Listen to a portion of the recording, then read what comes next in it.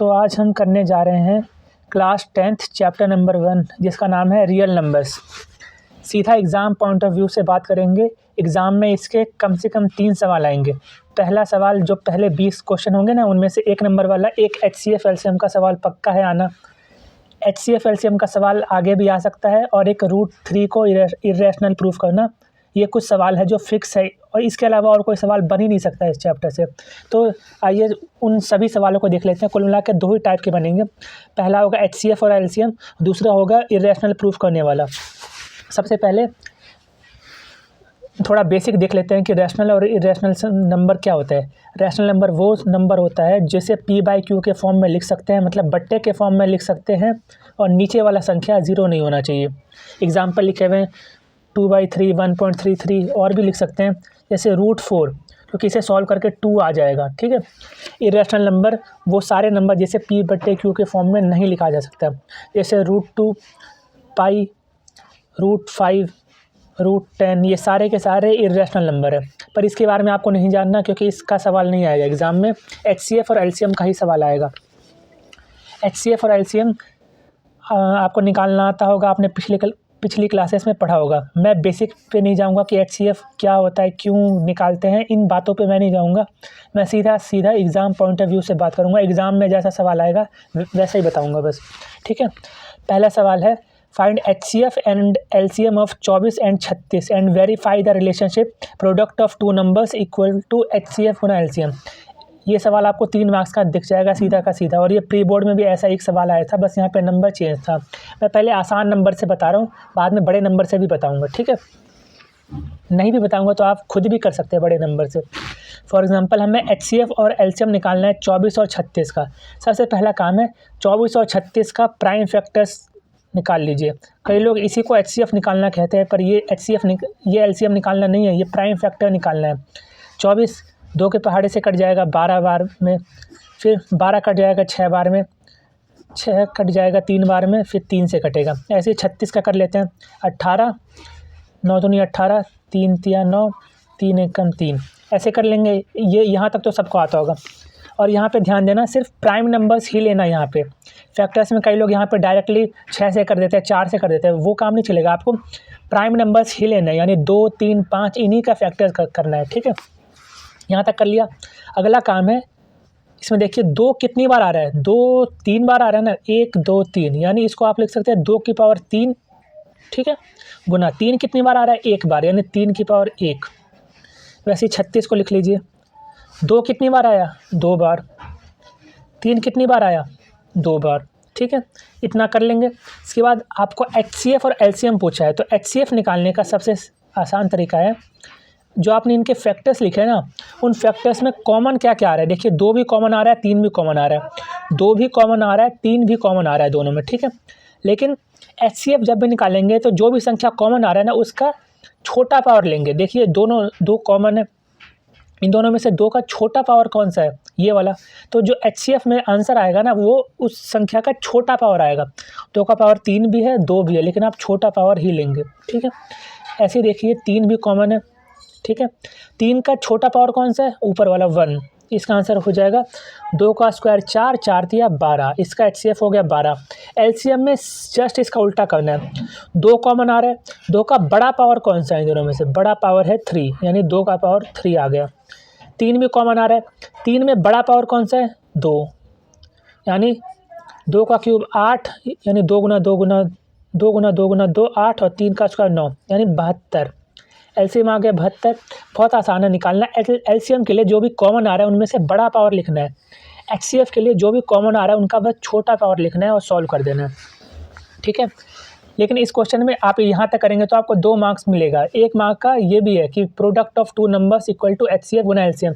इस चैप्टर में एक यही फॉर्मूला है और इसे आपको याद रखना है। इस फॉर्मूले से एक सवाल पक्का आने वाला है, और यहाँ पे भी बस यहाँ तक रुक नहीं जाना, इस रिलेशनशिप को वेरीफाई भी करना है।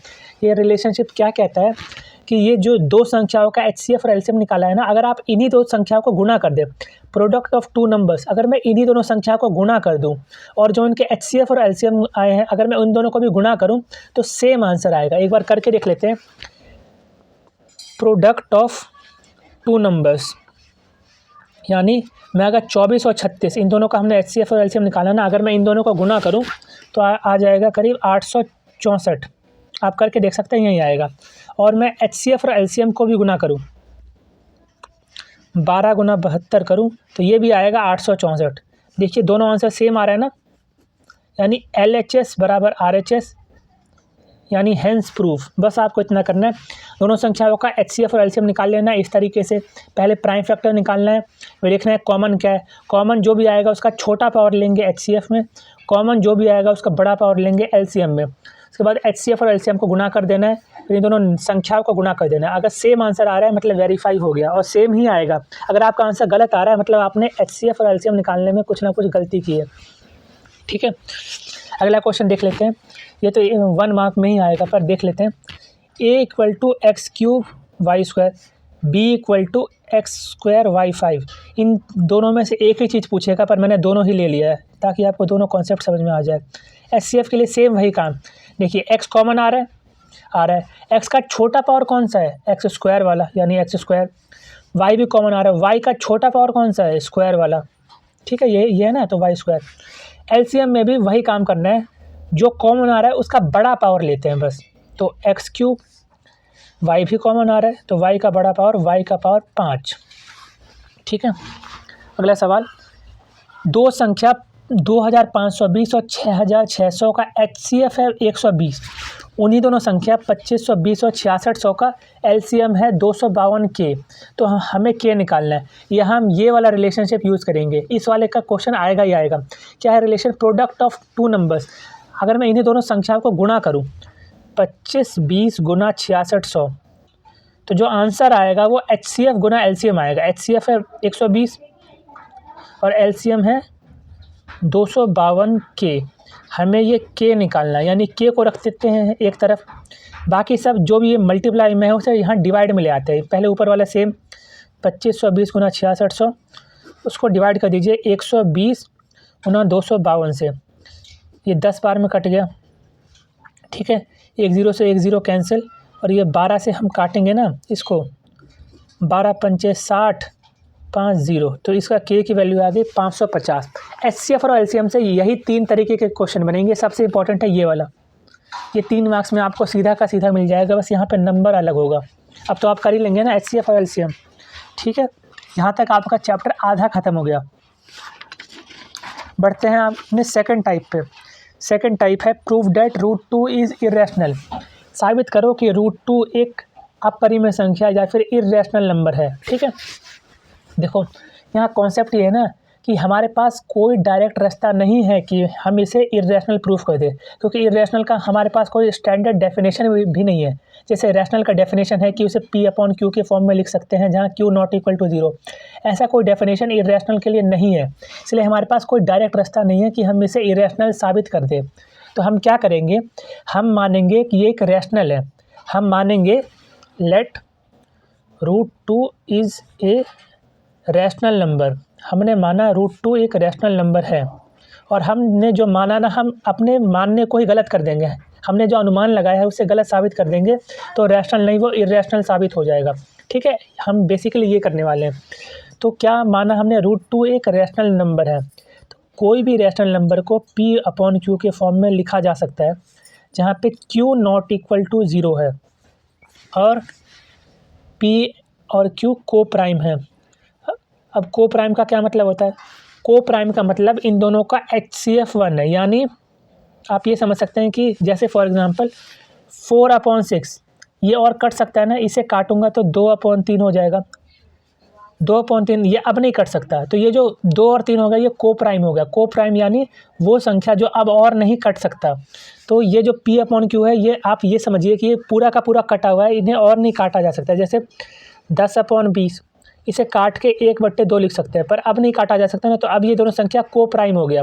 को प्राइम यानी जिनका HCF 1 होगा, यानी उनका कोई कॉमन फैक्टर नहीं होगा।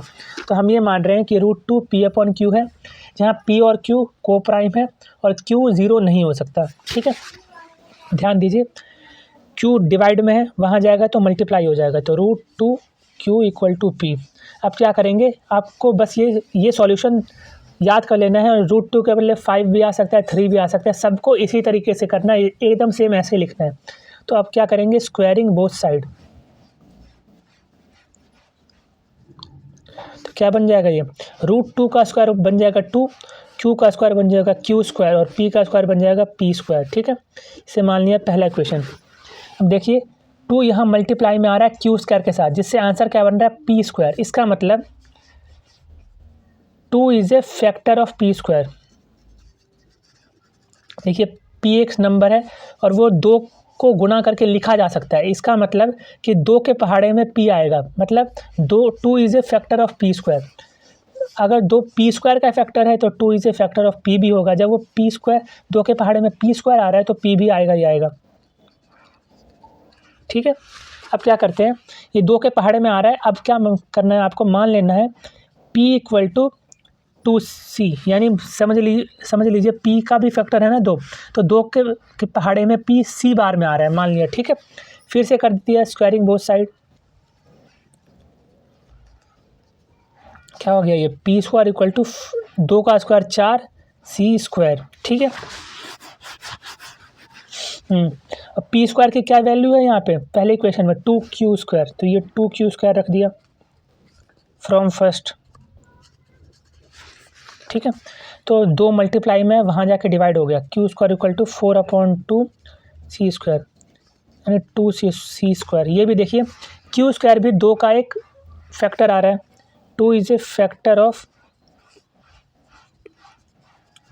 q square. इसका मतलब 2 एक फैक्टर होगा q का भी।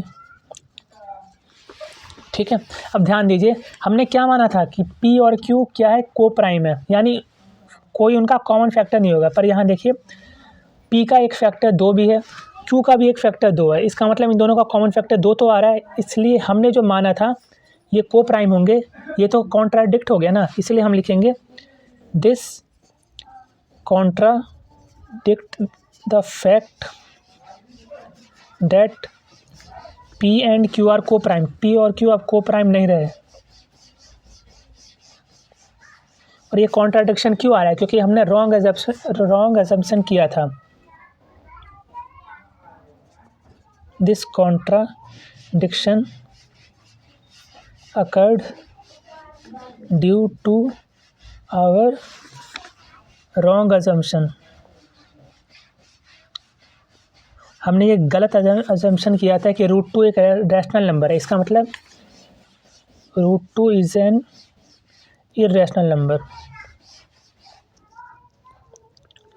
बस ख़त्म। आपसे यही 2 टाइप के सवाल आएंगे 3 नंबर में, एक या तो ये आएगा या HCF या LCM में से आएगा। ठीक है, कई बार इसी क्वेश्चन को थोड़ा सा घुमा के आपको दे देंगे कि √3 + 5 को इर्रेशनल प्रूफ कीजिए।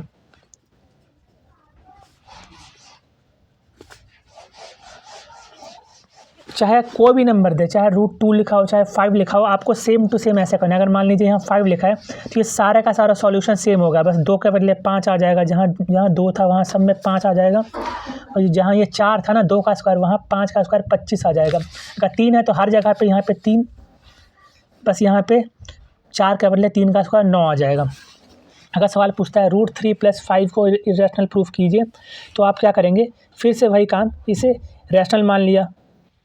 Late √3 + 5 is a rational number. जब ये रैशनल है तो इसे हम p/q के फॉर्म में लिख सकते हैं, और सेम वही काम करना है, आपका सॉल्व हो जाएगा। ठीक है, बस।